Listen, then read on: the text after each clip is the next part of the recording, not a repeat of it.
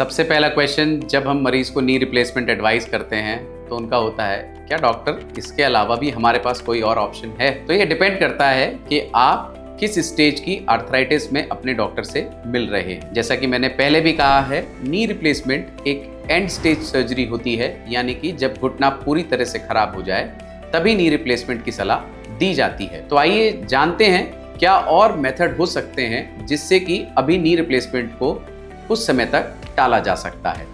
तो पहला होता है लाइफस्टाइल मॉडिफिकेशन, यानी स्ट्रेनस एक्टिविटीज को अवॉइड करना, जैसे लंबी दूर पैदल चलना, जीना चढ़ना उतरना, बहुत लंबे समय तक खड़े रहना, हर वो एक्टिविटी जिससे हमें पेन होता है उसे अवॉइड करना।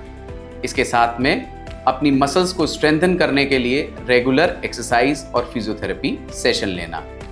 कुछ मेडिसिन, कुछ सप्लीमेंट्स इस तरह से आते हैं जिससे कि हमारी हड्डियों में, हमारी नसों में ताकत बढ़ती है, यह सब स्टार्ट कर देना।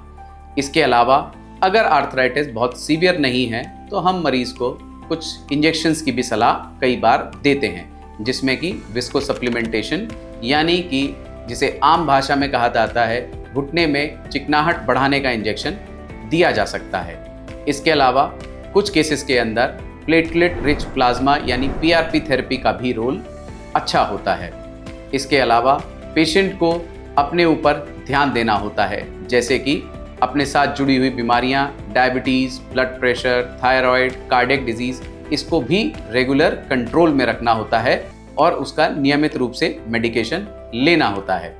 अगर पेशेंट्स की एज कम होती है और उनका घुटना इतना ज़्यादा खराब हो चुका है कि उसमें सर्जरी की रिक्वायरमेंट है, तो कुछ ऑल्टरनेट सर्जरीज जैसे कि हाई टिबियल ऑस्टियोटमी, मिनिस्कल रिपेयर्स या कार्टिलेज प्रोसीजर करके कुछ समय तक घुटने को फर्दर चलाया जा सकता है। इन सभी चीज़ों के बारे में जानने के लिए आपको अपने ऑर्थोपेडिक सर्जन से डिटेल में डिस्कशन करना चाहिए। तो नी रिप्लेसमेंट के अलावा भी ऑप्शंस हैं, पर यह नी रिप्लेसमेंट का सब्स्टिट्यूट नहीं है। यह सिर्फ कुछ समय तक उस घुटने की लाइफ बढ़ाने के लिए किए जाने वाले प्रयास हैं। Thank you.